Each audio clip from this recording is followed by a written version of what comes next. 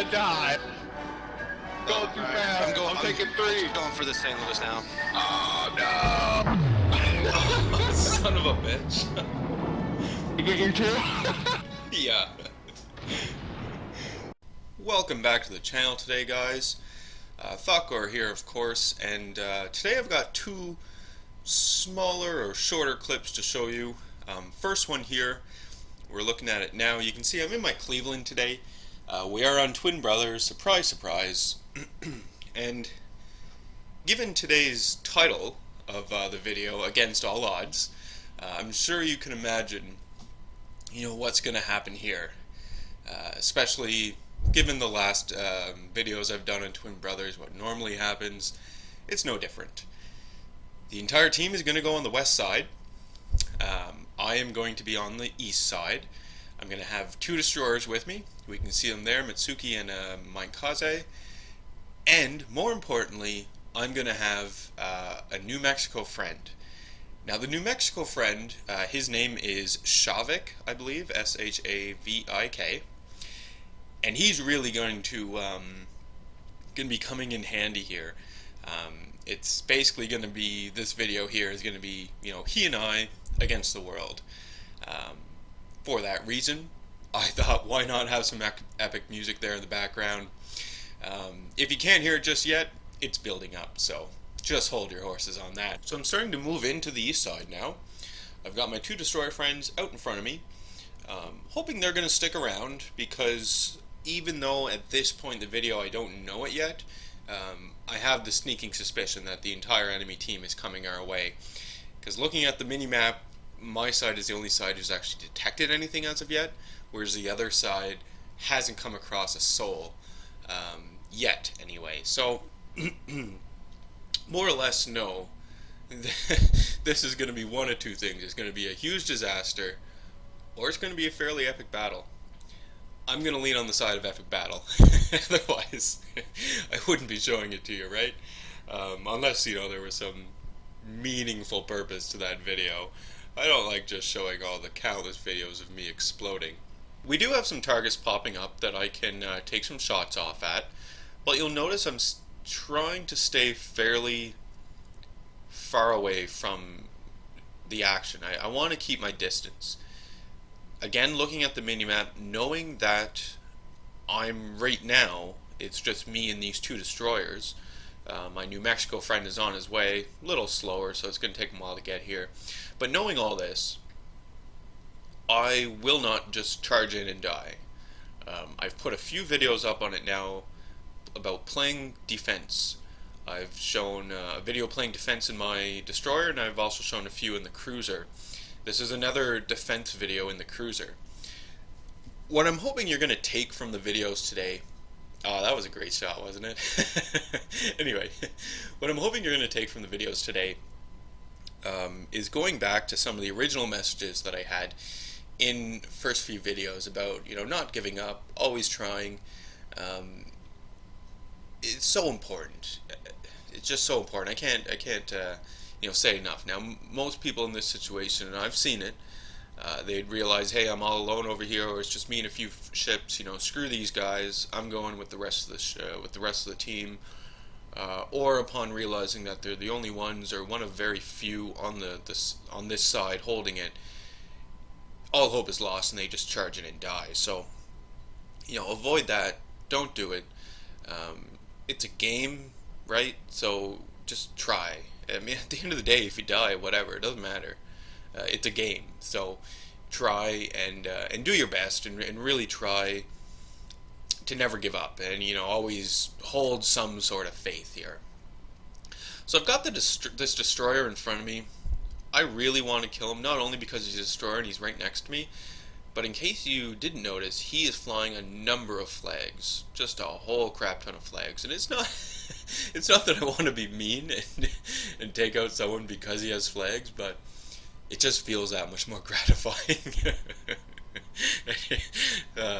Anyway, so I'm gonna try and get him. He went into some smoke. He is on fire and on very low health, so I think I got him. I think we're gonna get him here any minute. There he goes. He's gone. All the good those flags did them. Anyway, looking at my health, you can see that I took some fairly big risks there to try to kill that destroyer, and as a result, I barely have any health left. My destroyer friends are still with me, but they're kind of splitting up at this time.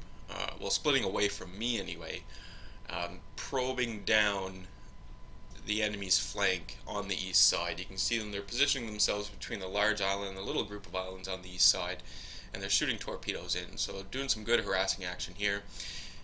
And we can also notice in the mini-map that my New Mexico buddy has made it with me. Shavik is here. I don't know if I'm pronouncing that wrong or whatever. Actually, you know what? It starts with an S. Let's just call the guy Sam. Yeah, I can pronounce Sam. So Sam, in his New Mexico, is getting into position here. And basically at this time on this front, we're down to 4 enemy Clevelands. The remainder of the enemy ships are on this side are either destroyed or have turned back to protect their cap. This is one of the crucial aspects of playing one of these defensive actions. You need to have your allies putting pressure on the other side or on the other flank. Otherwise the defense isn't going to work, because the enemies are just going to keep coming and eventually kill you. Like, look at me, I'm on very low health. I'm dodging shots like a madman. Just shooting downrange any way I can. I'm not really looking for to get hits and to kill people here. I just want to maybe ruffle these guys' feathers, make them think twice about coming up here. So that's what I'm trying to do. But I'm only able to do this because my team is on the other flank putting pressure on the enemy. So they're thinking twice. Things are getting pretty intense for them at this time. If my team wasn't there doing this, the outcome on this would have been completely different. Eventually, not to give anything away, but eventually you're going to see how this unravels and how well me and this New Mexico do. You can see the New Mexico there. Sam's right there. He's about to make his presence known to these 4 enemy Clevelands, and it couldn't have went better for me because, again, my health at this time, I'm more or less one-shottable. Like, these guys would just really have to set me on fire. If my repair is down, I'm done. Luckily, my repair was not down in that instance, and I was able to put out the fire as soon as it started, so excellent. What I liked about what Sam was doing here in his New Mexico is he was using this island as cover to allow him to turn, to make the turn, get his gun swinged around, reload, and put shots into the Clevelands. It really, really helped us. We're more or less at the north on the east side now. We've almost backed ourselves into a corner, so now we have to start pushing out. We have to start dealing with these Clevelands, not just firing, retreating, like we have, or like I have been doing since the departure of my destroyer friends. You can see, just to follow up with the destroyer friends, they are now at the bottom of the east side, circling around, pushing into the enemy cap and or trying to take out enemy ships in the background. Sam just got 1 Cleveland. Good job for you, buddy. So we're down to 3 enemy Clevelands, and while we're waiting for them to pop up, I did want to talk a little about how you can maximize this sort of silent teamwork that I've got going on with Sam here. Now, Sam is thanking me in chat, but you can see we're not actively saying things like, I'm circling around you now, or I don't know, different things like that. We're not really communicating on that level at this time. It's something that actually I sort of like doing. I like this sort of silent teamwork. I'm notorious for it. I'm not much of a typer in chat because I'm focused on the game, right? So what I'm doing here is I'm keeping relatively close to Sam. I don't want to stay too close to him because I want to give us both the room to maneuver, but I also want to stay far enough away that when the enemy decides to start shooting at us, they have to split their fire. They can't just easily, move 5 degrees to the left and now they're targeting me, 5 degrees to the right, now they're targeting Sam. No, we're pretty far apart, so they're going to have to pick their targets. And if those guys aren't working together, then they're going to start splitting their fire. You can see one of the Clevelands is shooting at Sam, and one of them is shooting at me. So we've divided the fire up here. So no longer am I taking all the fire, and Sam's not taking all the fire. It's really working out well for us. And this is what Sam is thanking me for, because I was there harassing them while he was trying to get in position, and ultimately while he killed one of those Clevelands. So, hooray. Now the other aspect to this as well is if your ally can actively see your shots going in, they can look to their left or right and see you off, either their port or starboard, they're fighting away with them, it boosts morale. It gives you and that person, or you and that small group, confidence that, hey, we're working together, all of us here are going to be trying as hard as we possibly can to get this victory or to beat off this assault. And it gives you guys that morale. Your little group here gives you that morale you need, and the confidence you need to press the push, once more into the breach. So that's what I was going for, and that's what I try to go for when I'm doing this sort of unconventional teamwork, if we even want to call it that. I don't know. But that's the goal, and that's what I'm trying to accomplish here. Now, we did it. Look at that.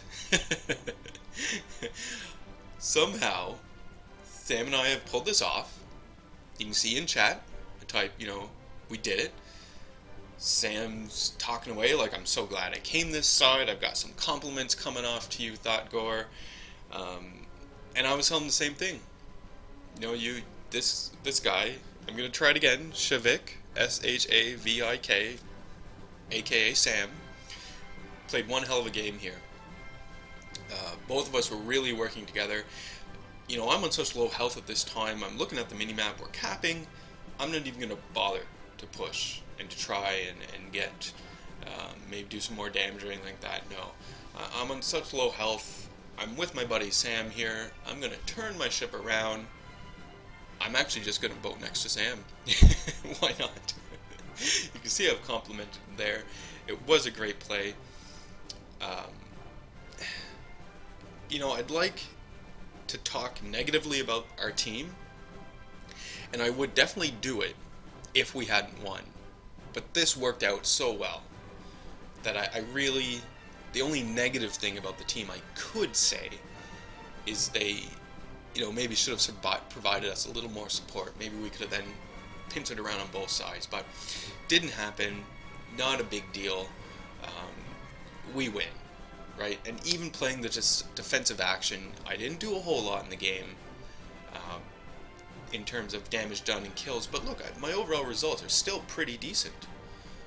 I'm working towards the Pensacola, saving for the Fubaki, so this goes a long way to get me to that goal. And, second overall in terms of experience earned, so playing the defensive action is definitely worth it. Don't give up. Try to find yourself a little battle buddy like I did, and go for it. Build off each other, and just try. You never know what's going to happen.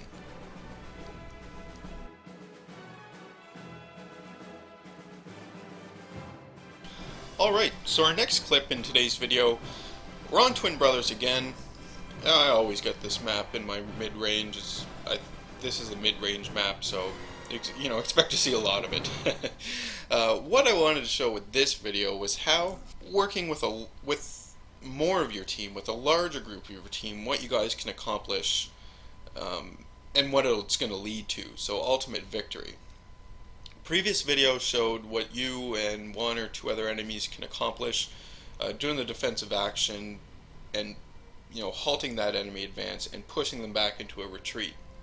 What this video is going to show is how working with a larger group of your allies to defend or attack a side, what you guys can accomplish as long as you're maintaining your battlefield awareness, as long as you're looking at the minimap to see how the battle is progressing. I've talked about cruiser flexibility before in previous videos, but it's also important to note that the captain, you, must be flexible when playing the game. I mentioned and alluded to it before, beginning the battle, oh, you type in chat, I'm going A. And then that's all you do. You get to the A point, you fight it out, you might die, you might take it, but once you're there, you then sort of, what do I do now? And you just start making hasty decisions. What I always like to do is I will say, or say to myself, sometimes I might type in chat, I'm going on the west side. But I'm always watching my mini-map, always looking how the battle is progressing. It's very fluid. No pun intended. But you need to adjust your tactics and your strategy when the battle starts progressing and as the battle starts changing. You need to be adaptable. Preferably, you'd have a flexible enough ship to take advantage of that. I mean, I'm usually in a cruiser or destroyer. Cruiser's definitely flexible, so I'm definitely able to exploit those situations when they arrive. Destroyers are also fairly flexible. I wouldn't say they're as flexible as a cruiser in that they are fairly limited in what they can do, obviously. I mean, with the destroyer, you typically have shorter ranges on your guns. Getting detected or not is a big issue. And they don't have as many hit points as, the higher or the stronger ships, bigger ships. So you're not, I would say, and I would see it as not being as flexible as a cruiser, but still fairly flexible, able to take advantage of situations as they arise. That mountain just came right out of nowhere and took all my shots. Come on.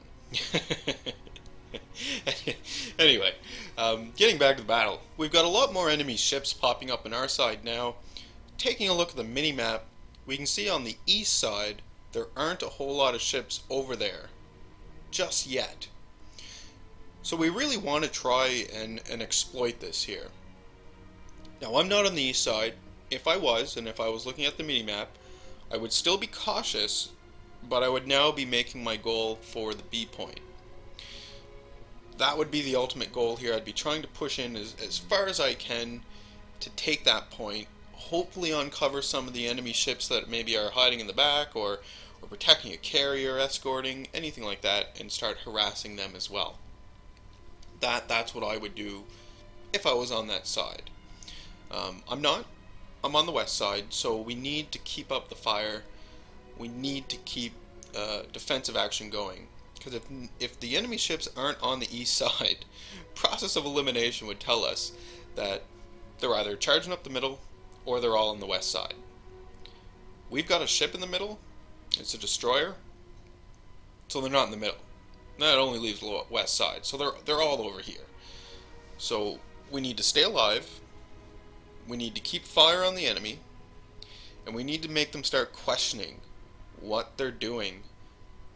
And hopefully we can, ruffle these guys' feathers enough, rattle their cages a bit, to the point where they just have conceded defeat without even losing yet.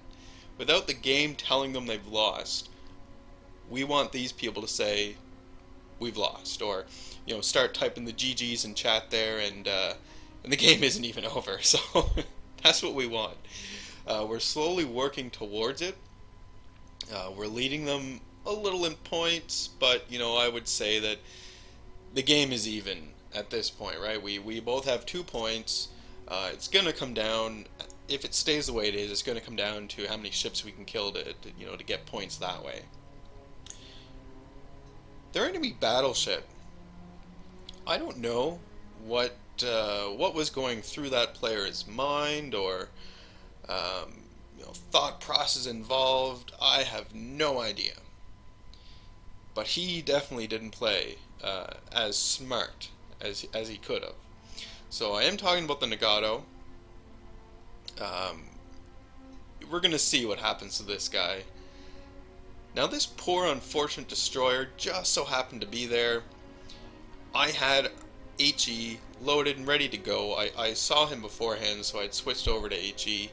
And we're going to get this guy. I mean, he just took out a friendly destroyer. You can see him there sinking away. And so, yeah, he paid the ultimate price. I got him. He's done. We've got another destroyer over there. He's a pretty big threat right now, because you can see he's skirting up the island. I imagine his intention is to try and get into our point, start capping it, make us question what we're doing, so some ships might circle around to try and retake the point, and then we lose our whole defense on this side. So that's what I'm thinking he's trying to do, and that's what I'm going to prevent. Can't let it happen. You know, gotta protect it. I was one of the ships who was nearest to the back and able to take this guy out. Plus, I'm flexible enough to switch my fire around. I just so happened to be in this direction, took out his destroyer friend. So now we're gonna get this guy. There he is.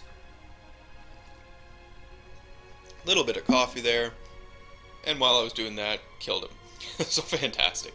We stopped his charge, and that was really important move for the team there.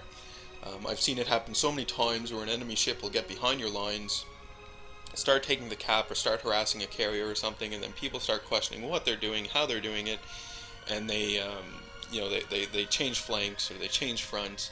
Now we don't have enough ships supporting that flank or that front, and it collapses. So avoided all that, took him out. The Nagato, he's back. So remember when I said I didn't know what he was doing or why he was doing it? This is it right here. He knows that there's enemy ships around. I mean, he can see us all, I'm sure. He knows we had some destroyers in there, and yet decides that going into the center like that is the best option. Nah, I got him. Hopefully, he learned something from the experience and might not do it again. Who knows? Now, getting back to the game and the team here, we managed to cap the B point. It's ours. See, the enemy now is so committed to trying to take this D point from us that it's like they have blinders on. They don't even see, or they don't even notice, or they don't even care that we took their B point. We're up, 3 points to 1. The gap that once existed between our points has gotten a whole lot bigger. It's no longer a matter of saying we're fairly even. Now it's, we've got this. We've won. There's very little they can do at this time to really prevent our winning this battle. Unfortunately, I do see that Furutaka there, an ally. It looks like he's AFK. I think what happened is he might have dropped from the game, because he definitely didn't spawn in that location. I don't know what happened, but anyway, at the very least, when you've got one of these AFK players like this, you can always circle around them, and hopefully the enemy team is going to fire at them and not you, because they're not moving. Easier target. Generally, people are going to go for whatever is easiest. You might say a bit of a dick move, but, at least he's still contributing to the team. even though he's AFK, might not, have any idea what's going on, still contributing to the team. Taking shots for someone who maybe can't afford to take the shots, or someone who's in a position to really exploit the enemy team and make that push through, or something critical. So, yeah, I mean, there is that option to use the AFK players like that. To each their own, I suppose. Match is coming to an end. You can see we never actually did take the D point. I have no intentions on taking this point at this time in the battle. The enemy team, look at them. They are in full retreat, for the most part. They're trying to rush back to their point, take it, and this is, the beauty of these types of battles. When these situations happen, they couldn't break through on the west side. I was here, my team was here in force, and we're able to halt that advance, stop them. Team on the east side saw that the enemy team wasn't there defending. They noticed the situation, they took advantage of the situation, they pushed right on into that B point, capped it. While all this was taking place, we were still fighting it out over here on D. Enemy didn't know what was going on. and by the time they realize, the game's over. So you can see the results are about to pop up on our screen here. I still did fairly well. That's not too bad at all. I believe it is 1.5 times, so that's why the experience is a little higher. Overall, I was top of the team in experience earned. So again, playing these defensive actions is really worth your while. Consider it. If you see the situation arise, try and go defensive if you're not part of the offense. So that concludes today's video. Thank you again for watching. Be sure to hit the like button, leave a comment, ask me any questions you have, and of course I hope you enjoy the rest of your day, and we'll see you guys tomorrow.